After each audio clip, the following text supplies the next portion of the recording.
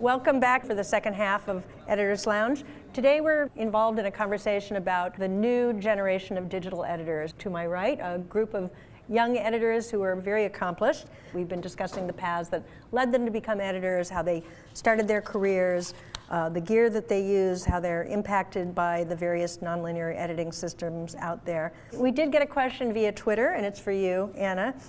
Somebody wants to know, how many VFX do the Sharknado movies have, and what is it like to edit them? The fourth one had almost 1,000 visual effects, with it was 991 or something like this, which is the highest. Like the other three had a little bit less. The second one had about 700, I think, and I'm not sure about the other two.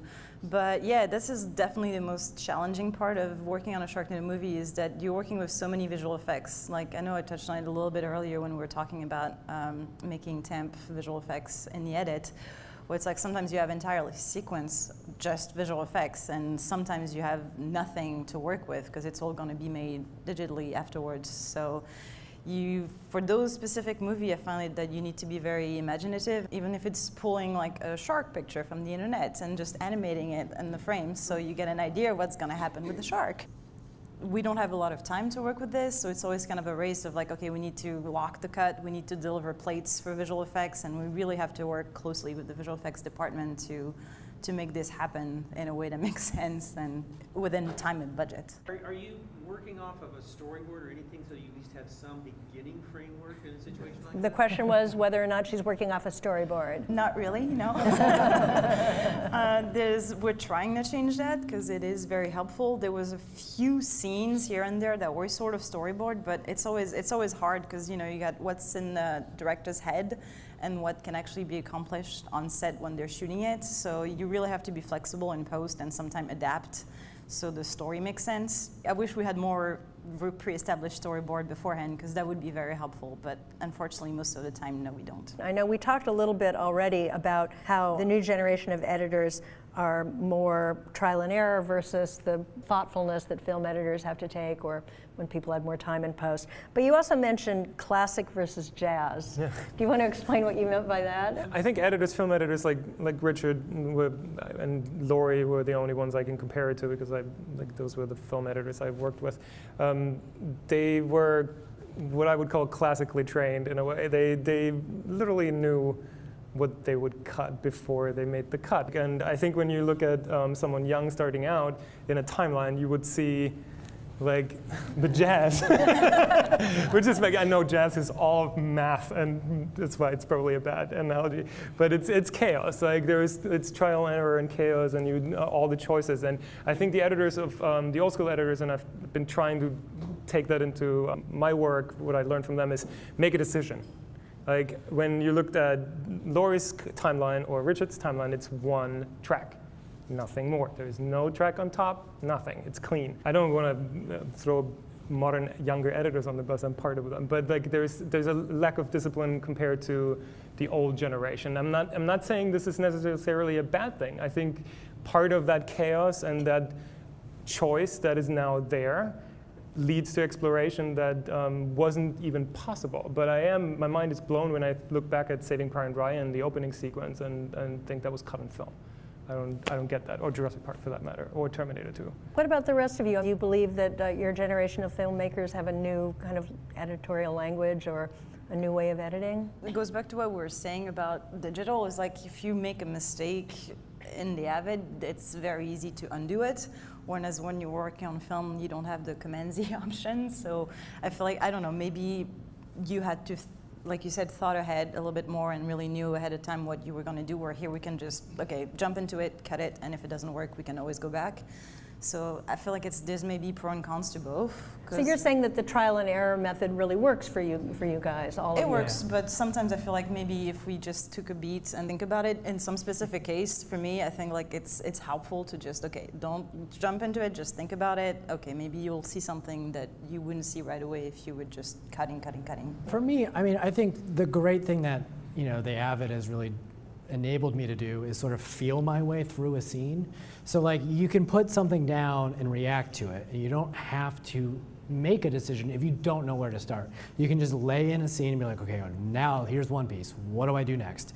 And you start to just slowly build a scene. And as you watch it in context, you're like, it's still not, I'm not feeling it yet. And so you can kind of add frames, broom things out, tighten things if necessary, do whatever you need to do to sort of kind of get it to feel right. That's the thing I always come back to. Does it feel right yet? Does it feel right yet? Does it feel right?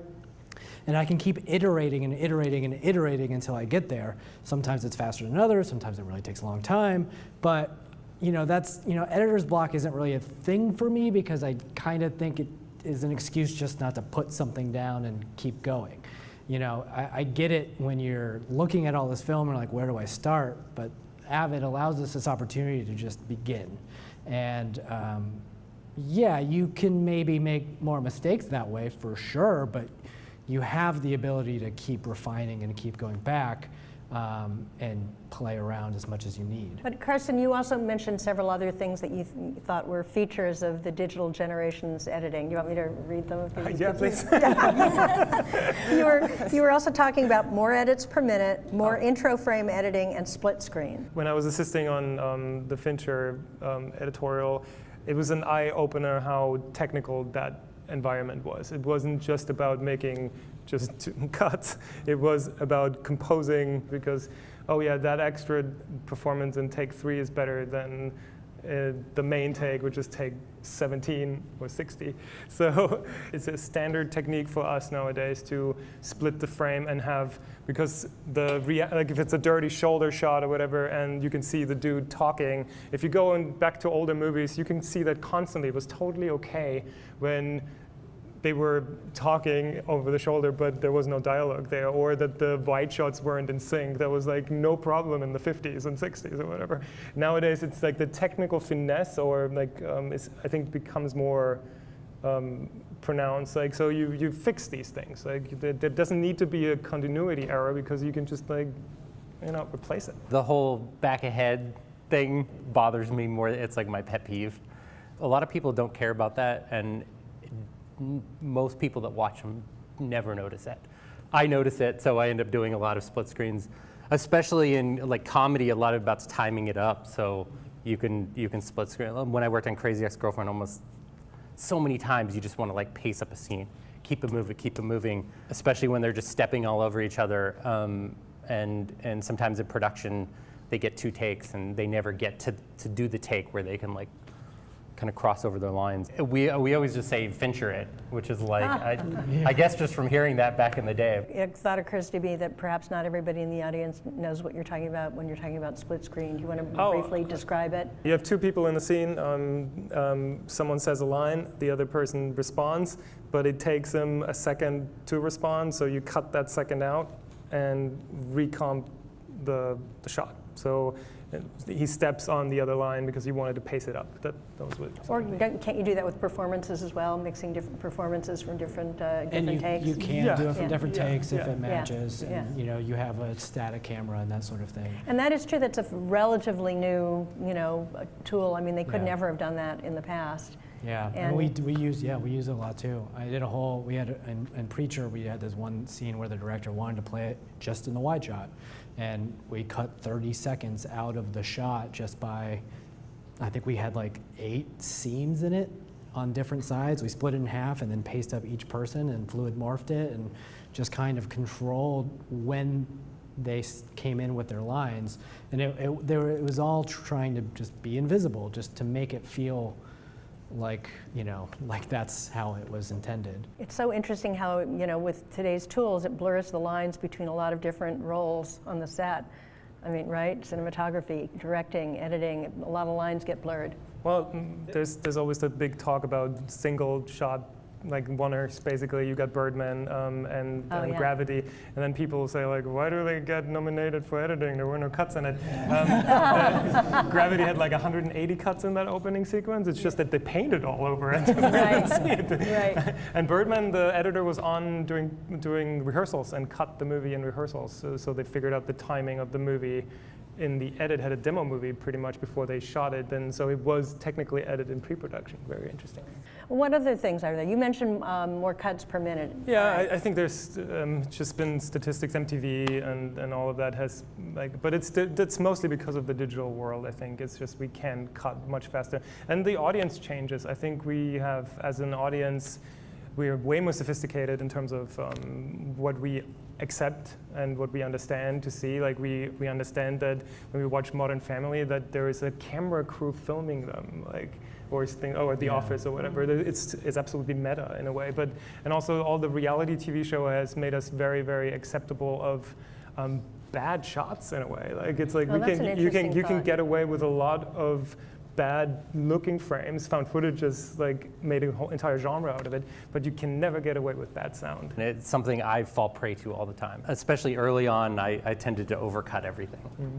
And I just started creating a rule for myself. Like if I was doing a 30-second spot, I would say at the end I would go, I'm gonna take 2 edits out of here, somehow. And even now with scenes, I'll go, I'm gonna take 5 edits out of the scene.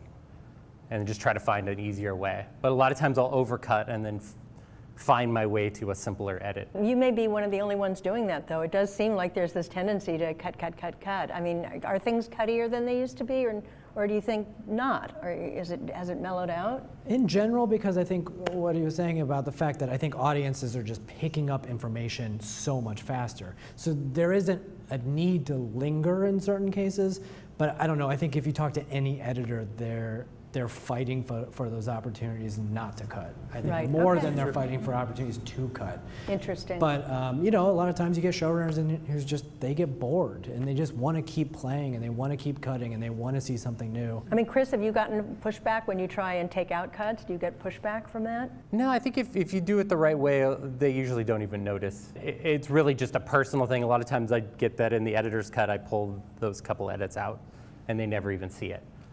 But I will fight for pulling a couple extra out as we go as well. Right. Again, out of my own tendency. Some series now, depends on who's sort of running it, but they really do want to do something different, which is actually cutting less. Whether they came from that time period where things were a little less cutty, or they're part of a younger generation that is sort of looking to mix it up on television, which is like, let's do a 3-minute wonder. Let's just keep the shot as long as it's cinematic, hold it as long as possible until it becomes uncinematic, then cut. Interesting. Are any of you hearing that, or are you hearing cut more? It really depends on what project you're working on too. So some people tend to like more of the MTV generation. Right. But I feel like as an overall thing, there was a tendency like with the MTV generation to do more of that, but maybe recently it's some more and more people are going back to it. Maybe we could calm ourselves down a little bit and not be as eccentric. Yeah, it depends on the project.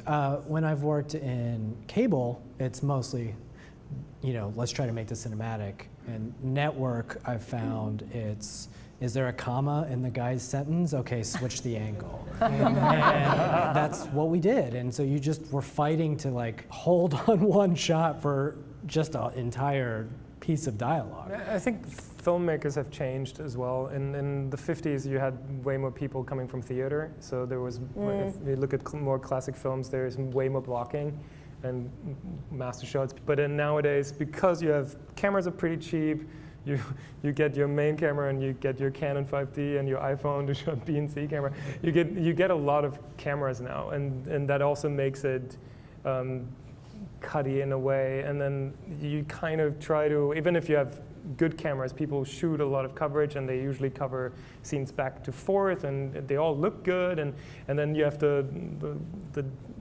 what do you choose from? And I remember my first movie, I cut for a week and he came in on Saturday to watch what I've assembled, and I showed him the first scene and he said, "This is amazing, half as many cuts. Just because I shot it doesn't mean you have to use it." And I still make that mistake. Yeah, well, I've gotten the other. Yeah. Oh, really? Yeah, I've worked with directors who I won't use 1B camera in the C setup, and they'll say something to me like, "You didn't use that angle. Can we find a place for it?" It's like, but do we need it? Or are you just looking for a place to feature your film? And Right, it interesting. cuts both ways depending Interesting, on the yeah. director, unfortunately. Well, and I mean, also you brought up something that I think is really important. I mean, cameras are cheap, digital is cheap. The aspect ratios for many things, maybe not all things, have gone through the roof. Is that something that I've heard from you earlier? You were saying that you didn't have enough footage. So are you experiencing masses of material to go through or not? It just completely depends. I don't always think that shoving a lot of cameras at something is great. I've worked on some shows where they just, put the actors here and place 3 cameras and They just hit play. They keep rolling. yeah, right? and you look at one whole setup and you're like, well, there never was a good moment here. Like never was a good one. And then I've had some directors who, even on a multi-camera show, they'll just use one, and you'll hear it from the producers. They'll lose their minds. They're like, we have all these cameras, we have these operators, and sometimes their stuff is the best where they do 2 simple setups. They do one whole thing in a oneer. It's because they really have a plan about how to do it. And they'll make a master go to an over, and you're like, that's like 5 setups from what somebody else did. And that's always the most sort of inspired and kind of keeps your interest as well. It's how you can hold on a shot for longer because they're doing something. I mean, doesn't It's this go- developing. It goes back to discipline that you're talking about in the edit suite. I mean, when people shot film, they had to be very careful.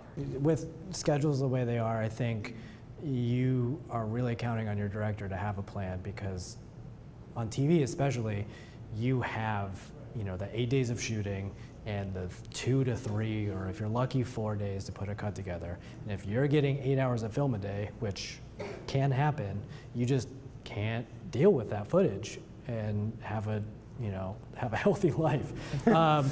But like he's saying, sometimes you'll just get those directors to come in and they're 2 hours, 1.5 hours, and they just nail it every single time.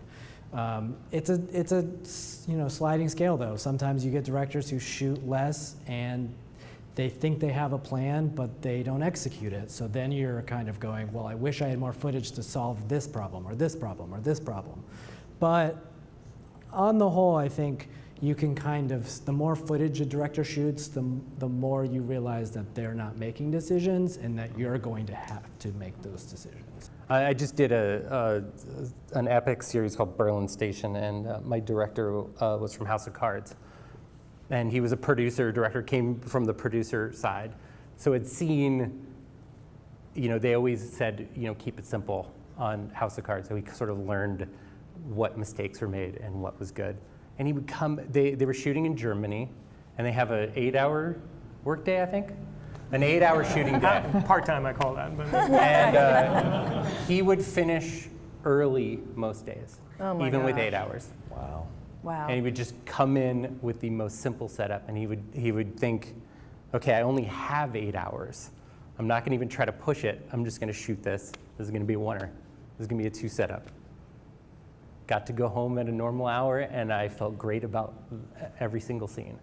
Just a second, go back. You said some really interesting things about reality TV, obviously another kind of new thing, on a relatively new thing on television, that you were saying how it made certain bad scenes, like it was okay to have bad scenes? Or not bad scenes, it's just that we're way more accustomed to visual looks that are not looking like a Kubrick movie.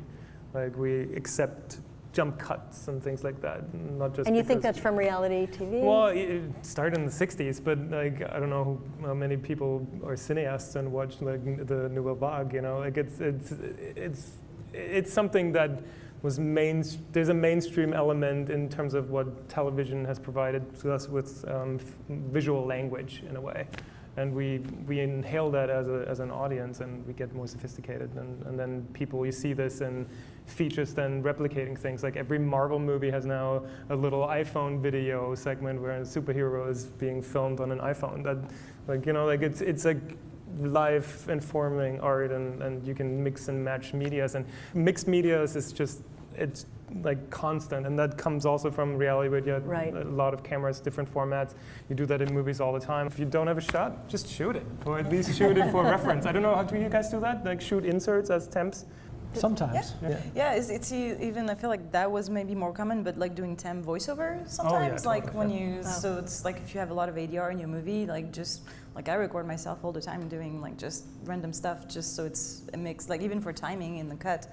So it's like, I feel like this was always, this may be older in terms of like, we used to do this more, but now we have the option to do this even with shots instead of putting a slug that says to be shot. Like you can actually go out and shoot something that's temp, so.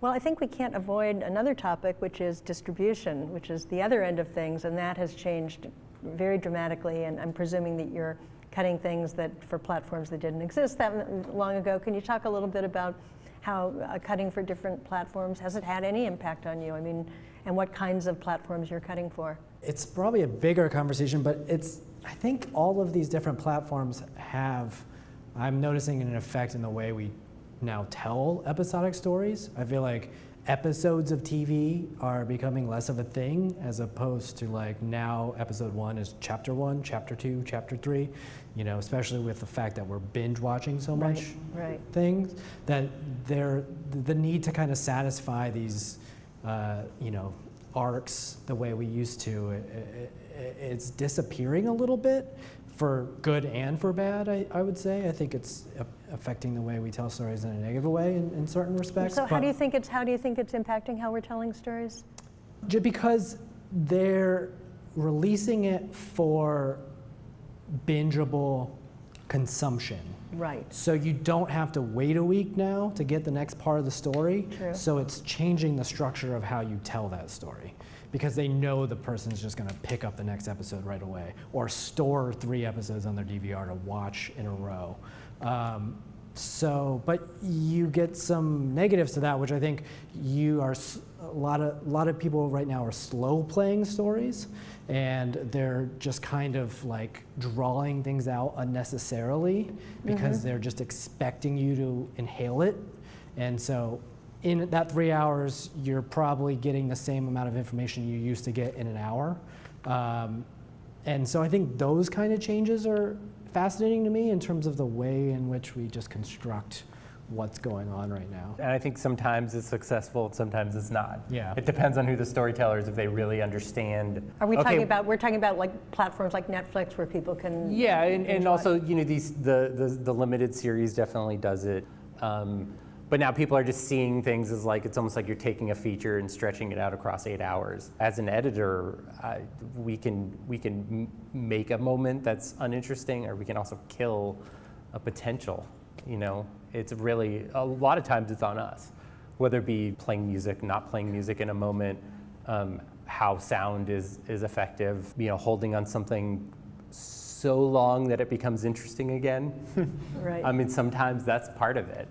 It's not, and then sometimes it's like hacking it to bits and making it jump cutty and whatever to just make something interesting out of something that wasn't before. I really think you have to adapt to what you were saying about what you're delivering to. Or like, for example, when you're cutting for something that's going to air on TV that is going to have act breaks, like they're very specific about, oh, we need this to happen right before the act breaks because they want people to watch their commercial and come back and keep watching what you're doing, or versus something like just a straight out movie that won't have any act breaks, like it's a little different. So I do think that maybe like a similar story, depending on where it's going, we have to adapt to that because it's not going to be done exactly the same way, even though it could be this very similar story. So it's, you have to know what you're cutting for. And Carson, I think you mentioned how, now in terms of theatrical, it's these gigantic movies with as little dialogue as possible that make all their money abroad.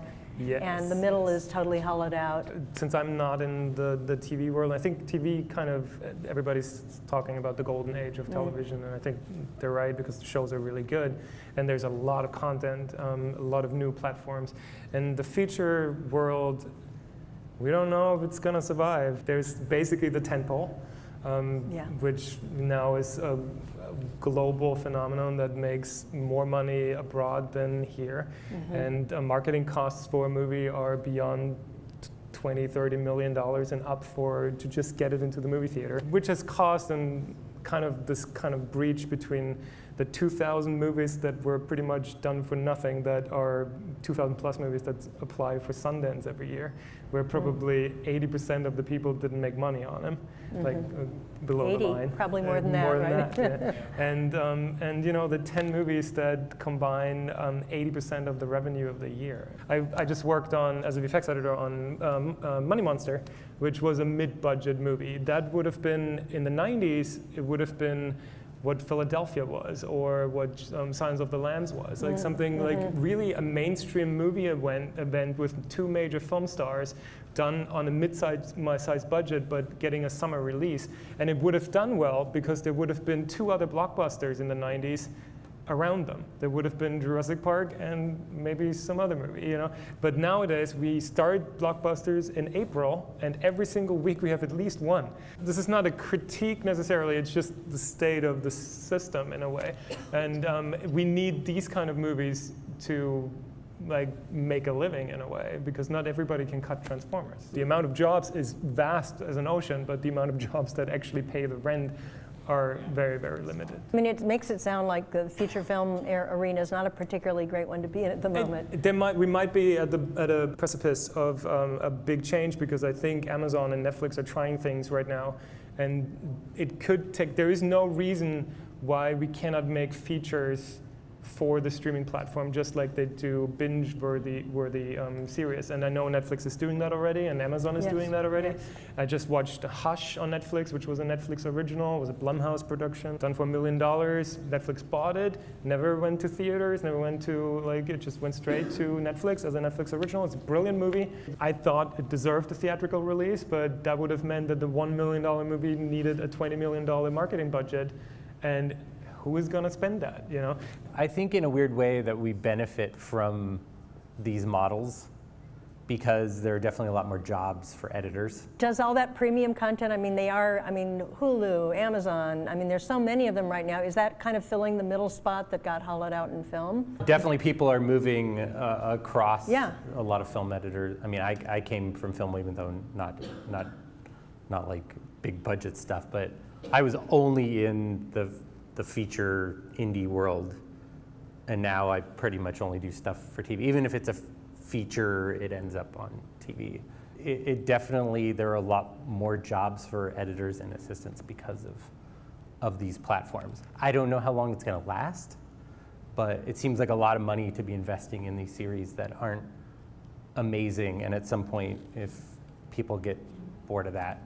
And yet so many of them are amazing. I mean, I used to go out and see all the movies, and now I watch all the TV shows, you know? Agreed. Yeah. I was wondering if you could each speak to how you handle the creative process of working with your producers and your directors. You guys are obviously all storytellers in your own right, but I know, being married to an editor, that a lot of times it comes down to, well, it's not my choice, because ultimately it's their choice. And it's so frustrating for me to hear about that. So I would like to hear about how you all handle that in your work.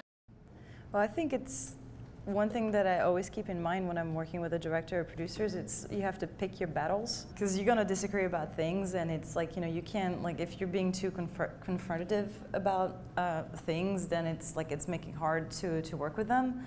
But I mean, again, everybody's different, so you really have to adapt to the person with who you're working, and, you know, choose what do you think is important to fight for. Yeah, I think my approach to that is, when I choose what I want to work on, or even when I'm working on it, I try to fall in love with whatever that is. I just try to fall in love and become an advocate for that thing. What are they trying to make, and try to get inside the head of the people I'm working with. And then alongside of that, I try to then bring in the things that I like about that genre, or that type of storytelling, or whatever, you know, or a technical thing, or something that keeps it alive for me personally, while I'm still satisfying everything that the producers and the directors are looking for out of it. So that way I kind of feel like, you know, we both sort of win. And, you know, there are times when I'll really want to do something, and a director or producer will be like, no, that's not our show. And I'm like, well, I tried. And I think it's kind of just engaging in that conversation and listening to what they're really looking for, and then also trying to find your battles, as you say, to kind of go in there and do something else. I have a minor in psychology, in my undergraduate, and it's more useful than my master's in film because I really do think at least a third of the job is being a psychologist. I think it's about sussing out who comes in the room, whether the notes are really the notes or there's an underpinning of something. I always try to remind myself that I'm not there to make my thing, I'm there to make somebody else's thing. Again, I can put my stamp on it in its own way or find my place to put my thing in the genre. Sometimes you have to just do the note, whether you like it or not. And then sometimes you have to learn to manipulate it to get not your way, but the way that's going to make the project the best for what it's trying to do. I never try to manipulate something just because I like something a certain way, because I'm not the filmmaker. I'm the craftsman inside of the thing. There's a lot of art to it, but in the end, I think I'm always a craftsman. To understand that is a good thing. I've heard sometimes, like I'll work with a producer, and they'll be like, "Can we do this?" I'm like, "Sure, no problem." And I'll be like, "You didn't argue with me about that?" And I'm like, "What are you talking about?" And they're like, "Oh, I've had all this other editor I worked with would like say they refuse to do that." And I'm like, "I'm never going to refuse to do anything." I may tell you at the end of it that I think it's the worst idea in cinema history. And I also say that about my own edits as well. Sometimes I'll be like, this might be the worst idea in cinema history, but let's just try it and see if it works or not. If I wanted to make my own thing, I would go make my own movie and do it the way I wanted to. I picked this thing because I actually like the idea of working with people, and that's why I'm an editor, because I actually like the collaborative process. My favorite thing, some editors hate notes. I love notes more than anything. I'm not sure I love like round 12 of notes. Especially in TV realm, it's like the director's cut, it's like, oh yeah, cool, we made it a lot better than the editor's cut. And then the first round of producer's notes always like make it really good. And then usually after, as the producer's notes go, it usually heads downhill. And it's just because it's got over-noted. And a lot of times you're just trying to like find your, like, oh man, we lost the magic, but sometimes you have to just let that go. That's, I think, is the worst when you get into power battles, like the politics, like when it gets ugly between people and it's no longer about the story. In the indie world and the smaller movies that I've been doing, luckily I've been in a place where it's more creative. Saying no to notes, like I've done this at the beginning where I was like, this is never gonna work, and then it works, and it's the most embarrassing feeling. so I never say, this is never gonna work. I always say like, let's try. And I will also, if relationship-wise, and you have to be like gentle about giving your opinion sometimes, but I will say that I don't think that's better or like it's not doing what it needs to do or whatever. But it's something I learned when I did my first feature, because you come from short form, and everything that you cut short is you try to make it really good and tight and great, and then you cut 50 scenes. Great and tight or whatever you think it is, and then you put them all together and it's a mess and it doesn't work. And then so you realize when you work on long form 60 up that perfectionism in the first round is not gonna get you there. So it's exploration and reworking and rewriting, and you got to be open for that. If you just get your back up and think like my cut's the best, then I think there's no sense of growth. Not that it was bad, but it's just not the movie. It was the starting place. Yeah, it's the starting place. Right. Do you believe that TV gets its cues from film, from features, or features get their cue from TV? I think some of the high-end channels are really pulling their cues from featers. And I mean, if you look at a Westworld, whether you like it or not, you can see the level of filmmaking is very high. The editing is all very classy, and it is put together perfectly. It is a long feature, and I think some of the best series I've worked on have been ones that pull their cues from features. There does seem to be more of these shows, it seems, that are trying to be feature films on smaller screens. And no, I think there's two categories. There's the visual side of things, and there's the dramatic side of things, the narrative side of things. I don't think Breaking Bad or whatever, no feature will ever come close to the character depth and like dramatic arch. That's like a Dickens novel, like done in the entire arc of those seasons and things like that. And there's tons of other shows that do that too. So in this case, like features can compete with that. They just need to be able to tell a story concisely in a 90 to 150 minute arc, I guess. But then visually, some shows like Game of Thrones, like Battle of the Bastards, was as cinematic and blockbustery than any of the Lord of the Rings episodes. It's quite astounding what they do there. But I think the interesting thing about television in the golden age is that depth of like the arc.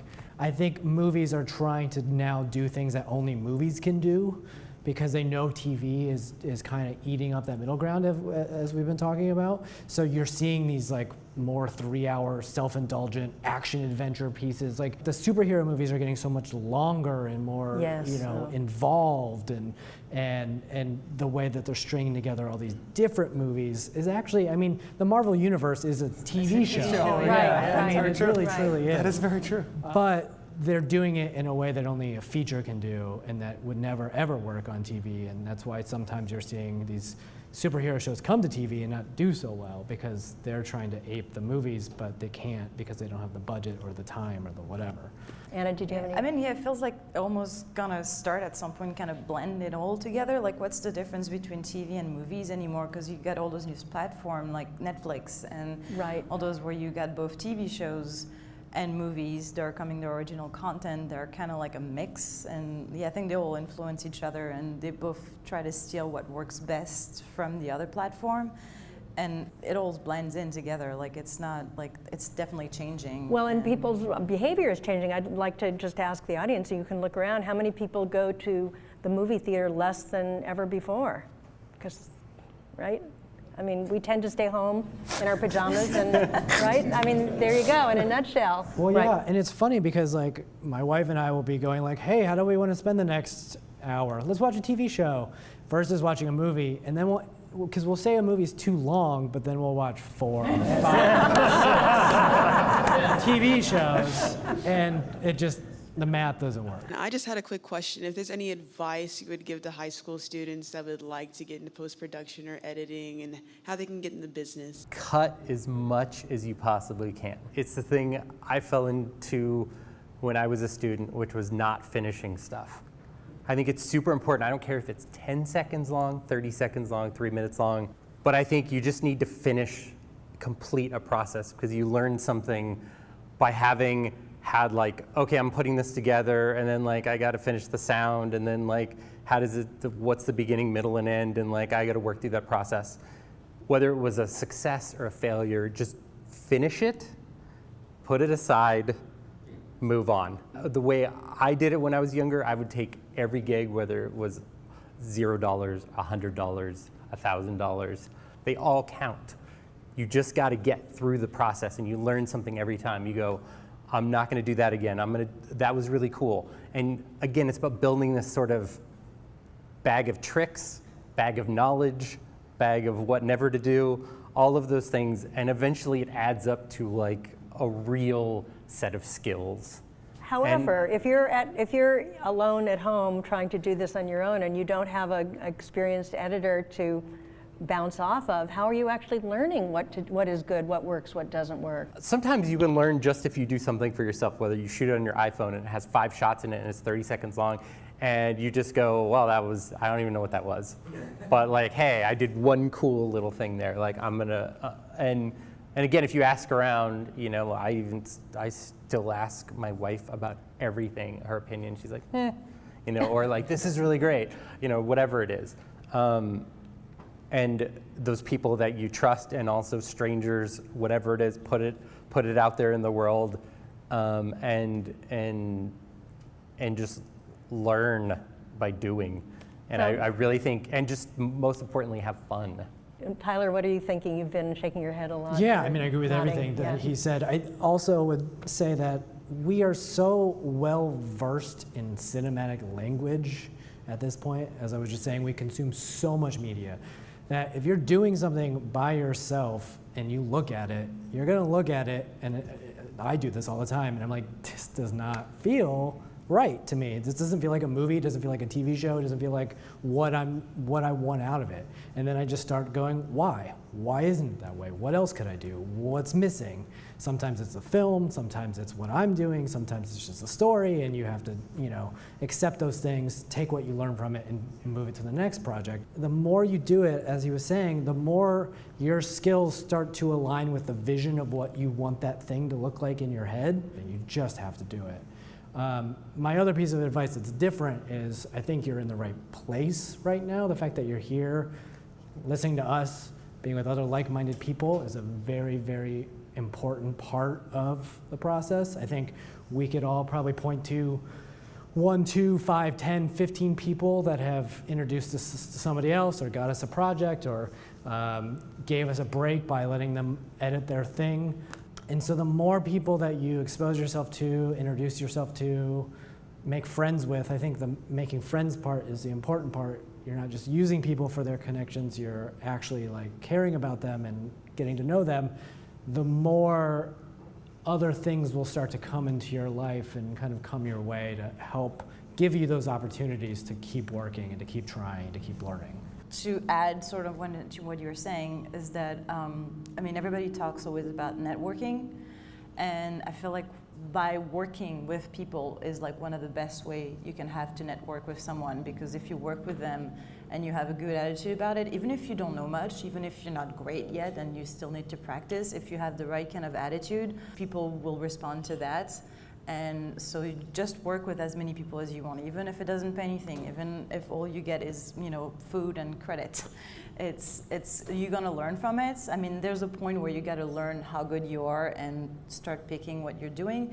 But by working with people is the best way to network and to get those people to want to work with you again. And I think it's a good thing to do. Obviously, I have to plug the American Cinema Editors internship.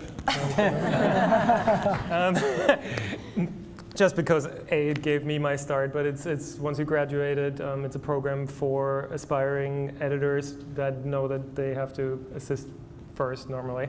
So in this case, it's more traditional. It's like you become an assistant and you work your way up to editor or whatever. But if you're interested in that more traditional assistant route or whatever, I would definitely check out the American Cinema Editors. Also, Television Academy does the same thing. Yes, they do an internship program. No, They it's pick two interesting. every I've year. noticed that not a single one of you said film school. Oh, yeah, overrated. I'm just saying. No, I think film school is great for the infrastructure you gain. Yeah. You gain connections, Yeah. but it's expensive to do that. I don't think it's necessary for the craft. Oh. Like I have a master's degree in film as well from Germany, which is a completely non-practical degree, and it was in the beginning completely unuseful at all. But now when you deal with more directors that are very well versed in the cinematic universe, it helps that kind of information. So being a cinephile definitely helps, having not just watched the latest Marvel movies, but going back and checking out Classic classic Citizen Chaplin and what did the French do in the 60s, you don't have to watch everything. But I started in college, I was literally printing out the IMDb 250 and just watching them. Now there's only Marvel movies on there, so don't do that. But go to the AFI list, for example. That's a good start. And watch classics and be engaged. Networking and personality are more important than skill. Skill is something you can acquire if you have if you have talent, and if you have interest in editing, you will have talent in editing. Just do it. Say yes. Always say yes. Be a positive influence on everyone around it. Smile, do it with joy, because there's a lot worse jobs out there. I won't necessarily defend film school, but I will defend school. Yes, school. Yes, okay. Because I think that I learned as much in an English class or a marine biology class or a music class than I did in the film class. It's just about walking into a situation and getting the best out of it and learning how to think in different ways. different ways of problem solving, all those things. I don't think it matters if it's necessarily specific to film. Knowing things outside of film, you'd be amazed at how many directors, producers, writers, whatever it is, you get in a conversation about, when I used to scuba dive or something. Whatever it is, whatever interests you have in the world, whether, it was studying Shakespeare in college and you really studied, whatever, and you get in a conversation about that, and it ends up informing your edit in some way. Like, what I was thinking of was that that monologue in that Shakespeare thing, and now suddenly you get to apply that thing, and it also is something you can geek out about in some other non-film realm that helps you. I don't know. Usually, it's personality is. It really does trump talent. If you're a cool person to hang out with, they'll tolerate your talent necessarily. If you're not cool, oh man, it doesn't matter how good you are. There's like 2 or 3 people in the industry that can survive based on their talent alone, and they can be total jerks. Nobody else can. And to add to the being a well-versed human being in general, be interested in things other than film. Music is a big thing, I think. If you it's a pet peeve of mine that currently movies constantly reuse the same songs over and over because apparently, it's the safe choice. But there were movies that I grew up with that had awesome soundtracks, that. So if you know some cool stuff and can put that in, and you can convince some producers and directors that this is cool. I know a lot of assistants, especially in reality, trying to break into scripted is very hard. So what specific qualities would you look for into giving someone their break into scripted if they don't have that laundry list of scripted credits? What would convince you to take a chance on them? The number one thing that I look for, continuing along this line, is attitude. If I tell you to do something and maybe you don't hit the mark, and I say, okay, well, next time do it this way, or can you now change and do this? And they go, yes, let me go do that. I will take care of it. Sorry. I will hire that person for the next 50 years. How do you know in the interview? You kind of can suss it out after a certain point when you're interviewing people. I think in that situation that Monica's describing, it's a little bit of you're gonna get those breaks when you have a deeper relationship with an editor, but in terms of the qualities that we look for, I think again, attitude trumps necessarily the laundry list of things that you can do. And because I've worked with assistants who give you attitude or give you grief or get upset when you are trying to teach them or instruct them or when you need something, and you just don't want, this job is so busy and so hard and so complex that really you just want somebody to go, great, let me take care of that, or yes, let me try that, or sorry, I will fix it, and let's have a sense of fun or play, or take the note and play with it, as opposed to Well, the assistant's job is to make your life easier, not more complicated. Well, we're trying to make all of our lives easier. Right. An assistant and editor nowadays, I don't think there's this assistant editor. I think it's kind of like assistant and editor right here. And we're kind of this loop that are feeding each other because we all need something from the other person. Yeah. I don't mind if you don't know everything. Nobody knows everything. I don't know everything. But it's more the attitude towards, okay, you didn't know that, or you made that mistake. We'll talk about it. I tell you what you did wrong. I tell you how we could do this better, and just start doing it from moving forward. Have a good response to that, and just keep on improving, and we can improve together, and in the end, have a good job together. There is a lot more source material out there nowadays than there used to be, and the first job to get hired, there's 2 things I find is always when people ask me, because I get that question a lot, is people are not willing to quit their jobs, so they're not available. That's number 1. This is sounds super tough, but if you don't want to work in reality, stop working in reality. There's always these kind of fill-in jobs that happen. That's the first foot in the door. Like, I got a call once, that I was on corporate affairs with Lori at that point, I got a call for, Twilight editorial going on, the assistant went on a wedding for a week. They needed someone to fill in on Twilight. I really wanted to work in features, but I was working in a TV show and I was committed and I couldn't take that fill-in job. That's the same goes for, you know, if you're working 50 hours in reality and there is that indie feature that needs some dailies processed. That's a resume that, like a point, if it's an indie feature that goes into, not into Sundance or some smaller festival, you've done scripted, you've done a narrative. That one credit on that feature means way more than all the reality credits that you have prior. It sounds mean, but that's sort of the fact. I do believe that everybody can do it. It's just slightly different cooking methods in a way. The overall principle is the same. And the second thing in terms of is you need someone to stick their neck out for you, because someone will have to say, you can hire that person. And that someone needs to be a trusted person in that regard. I just hired my assistant, comes from reality right now and was recommended by someone trusted, and and it's going great so far. So it's like, and he's never done that workflow. I'm also really, really willing to be engaged and mentor in all kind of aspects. That's why I'm doing the ACE internship program. I want to give back because I've gotten a lot of opportunities because kind people gave me knowledge that they didn't have to give me. And so I want to give back, but you have to find that niche, but you got to be, just on it. Once again, I'd like to thank Avid, Key Code Media, and Alpha Dog Editorial, and I think we should all thank our illustrious panelists who did such an amazing job. Thank you very much.